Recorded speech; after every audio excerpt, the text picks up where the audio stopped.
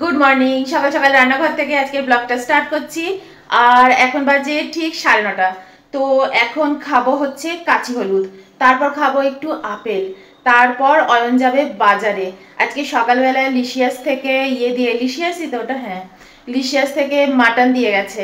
একটু না মাটন খেতে খুব ইচ্ছে করছে, আর এখানে না খুব ঠান্ডা ঠান্ডাও পড়েছে। তা অয়নকে বললাম রোজ মানে একদম সিম্পল খাবার খাচ্ছি তো, তো ভাবলাম একটুখানি মাটনের ঝোল আর ভাত খাই পাতলা করে। আর এরপর আমাদের দুর্গাপুজো এসে যাচ্ছে, আর দুর্গাপুজোর পরেও আমাদের এরপর আর মাটন খাওয়া হবে না, আর দুর্গাপুজোর মধ্যেও আমরা মাটন খাবো না। তো এই কারণে ভাবলাম একটুখানি মাটন খাওয়া যাক, মাটনের ঝোল। তো এই হচ্ছে আজকে সকাল থেকে আপডেট। তো এইগুলো বাজারপত্র সব চলে এসছে। ফার্স্ট আগে দাঁড়াও, কাঁচি হলুদটা খেয়ে নিয়ে এটা গুড় দিয়ে খাবো। গুড় আর কাঁচি হলুদ, তারপর আপেল খাবো। এটা কেটে নিয়ে দেখো, পুরোটা কাটিও নি। ভাবলাম ব্লগটা স্টার্ট করি।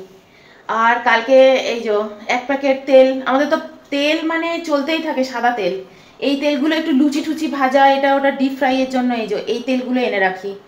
আদারওয়াইজ আমাদের তো এই তেলগুলো খাওয়াই হয় না। আমরা কোল্ড প্রেস তেল খাই, সাদা তেল যেটা সূর্যমুখী সেটাও কোল্ড প্রেস তেল খাই, আর বাদাম তেলটাও কোল্ড প্রেস তেলই খাই। কিন্তু এবার আর কোল্ড প্রেস মানে এখন আর আনিনি। তো কারণ আমাদের সাদা তেল খুব একটা খাওয়াই হয় না, আমরা তো পুরোই সর্ষের তেলে রান্না করি পুরো। তো এবার আমি বললাম যে এই তেলটা একটা শেষ হয়ে গেছে, আর এটা চলছেই 3 মাস ধরে চলছে। 1 লিটার তেল আমাদের এই এমনি যে সাদা তেল এগুলো 3 মাস ধরে চলছে, লুচি টুচি ওরকম খাওয়া হয় না। তো এবার শেষ হয়েছে, তো এবার আনানো হয়েছে। ও আজকে ঘিটা আসবে। ও এই দেখো, এই যে গুড় রয়েছে, আর এই রয়েছে হলুদ। এই একটা টুকরো আর এই একটা টুকরো, একটা আমি খাবো, একটা আইন খাবে। এনো গুড় খাও। হাত ধুয়েছো তুমি? খেতে খেতে চলে গেল।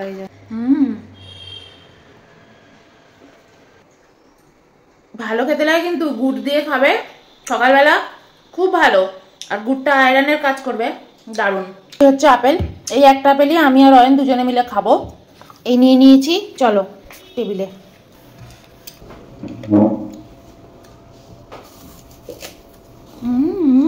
সকালবেলা উঠে না ফ্রুটস একদম আমাদের টানে, আয় আয় খা।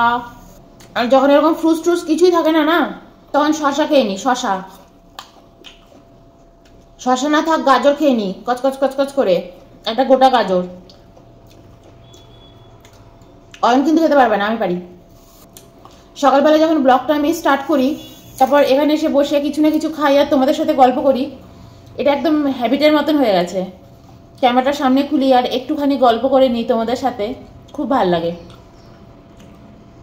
অয়ন সামনে একটা ফোন খুলে বসে থাকে, কি দেখে সারাক্ষণ ফোন দেখে, কোনো গল্প টল্প করে না। সকালবেলা উঠে বাসি ড্রেসটা চেঞ্জ করে এটা পরেছি, আর কালকে আমি এই ড্রেসটা পরেই সন্ধে দিয়েছি। সারা গায়ে না আমার ধুনোর গন্ধ, ধুনো। ওই যে কোনগুলো জ্বালাই না, ধুনো কোনগুলো, ওর সাথেও আমি আবার একটা, ওগুলো তো এমনি ধুনো কোন, কিন্তু আমি আলাদা করে না আমাজন থেকে ধুনো আনিয়েছি।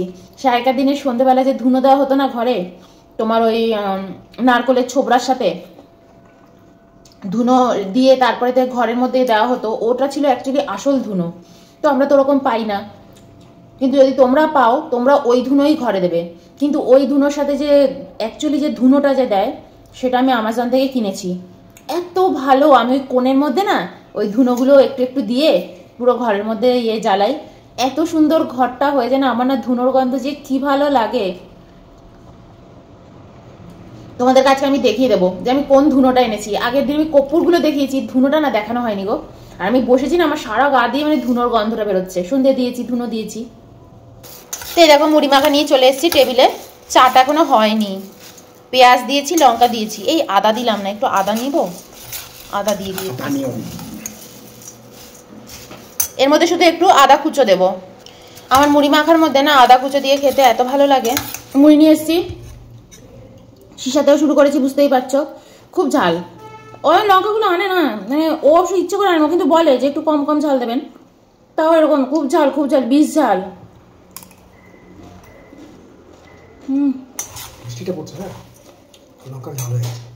তো আমি আগেও লঙ্কার ঝাল খেয়েছি, মারাত্মক বাজে ঝাল। কিন্তু হেভি টেস্টি। তো চলো খেয়ে নিই। আর সাথে চাও নিয়ে এসছি, চায় গরমা গরম চায়। কাতলা মাছ আনবে, চিংড়ি মাছ আনবে। যাও।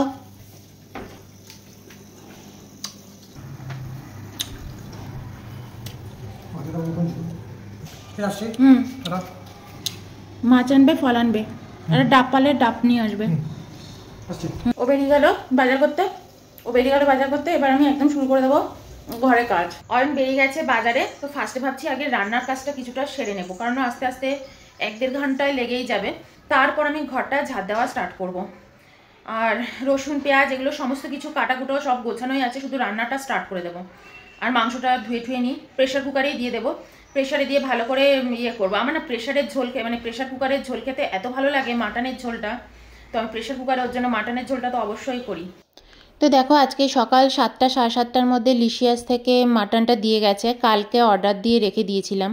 এই হচ্ছে মাটনটা। আজকে একদম কচি পাঠা বলে সেইটাই আনিয়েছি। আর এখানে রিওয়াজি খাসি না একদম ভালো পাওয়াও যায় না। অয়ন কি এনেছে দেখো বাজার থেকে। এটা হচ্ছে কুমড়ো শাক, এটা হচ্ছে কি শাক, এটা কচু। হে ভগবান, এগুলো যদি গলা চুলকোয় না আমি তোমায় দেবো আচ্ছা করে।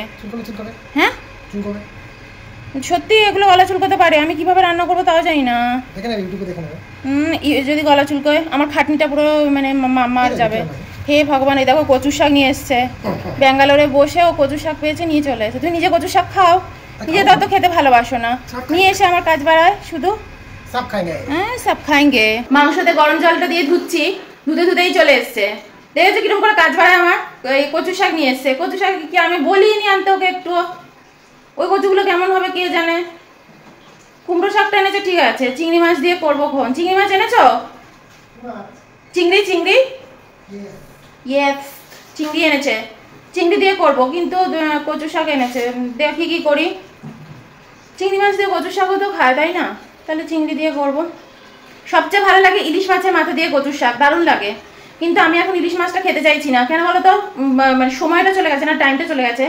এখন ওরা ওই ইসে রাখা অনেক পুরনো মাছগুলো গছিয়ে দেবে। আমি এখন ওই মাছ খেতে চাইছি না। এবার আর ইলিশ মাছ আমি খাবো না। ইউটিউবে দেখবো কিভাবে রান্না করে কচুর শাকটা। ওটা গলা চুলকাবে আমার না খুব মনে হচ্ছে, কি করি বলো তো। তো দেখো মাংস রান্নার জন্য কড়াই বসে গেছে গ্যাসে। আর এর মধ্যে আমি সর্ষের তেল দিয়ে দিচ্ছি আর মশলা বেটে নেব মিক্সিতে। এখানে আদা রসুন কাঁচা লঙ্কা বাটা করে নেব। আর এদিকে গরম মশলা তেজপাতা ভালো করে একটু সর্ষের তেলে ভেজে নিচ্ছি। সর্ষের তেলটা ভালো গরম হয়েছে।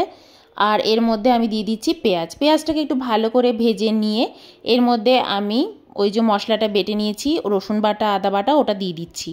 এরপর এর মধ্যে লঙ্কা গুঁড়ো, হলুদ গুঁড়ো, ধনে গুঁড়ো, জিরে গুঁড়ো অ্যাড করে দিয়েছি, একটা টমেটো অ্যাড করেছি। আর ভালো করে এবার মশলাটা কষিয়ে নেব। মশলাটা কিছুক্ষণ ভালো করে কষিয়ে নিয়ে এর মধ্যে আমি মাংসটা অ্যাড করব। তারপর মাংস দিয়েও আমি ভালো করে মশলাটা কষাবো।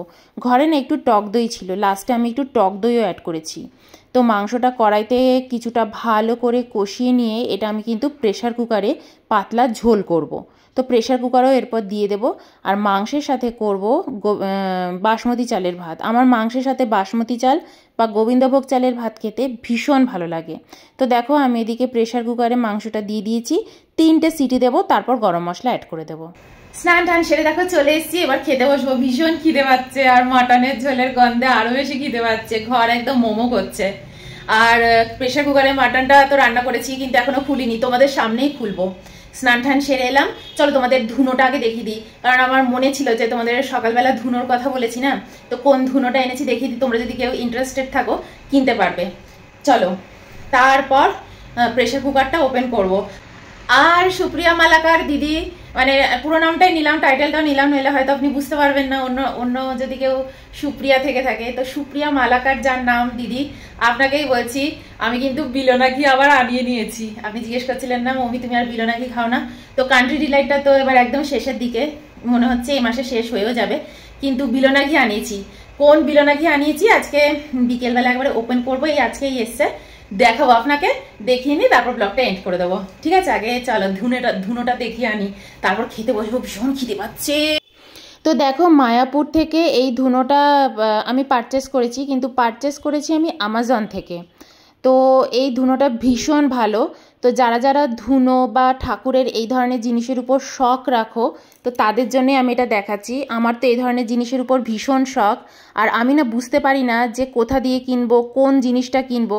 তো ভাবলাম আমি যেটা কিনে না খুব উপকৃত হচ্ছি বা আমার ভীষণ ভালো লাগছে, তোমাদের সাথেও আমি সেটা শেয়ার করব। তাই আমি তোমাদের সাথে এটা শেয়ার করলাম।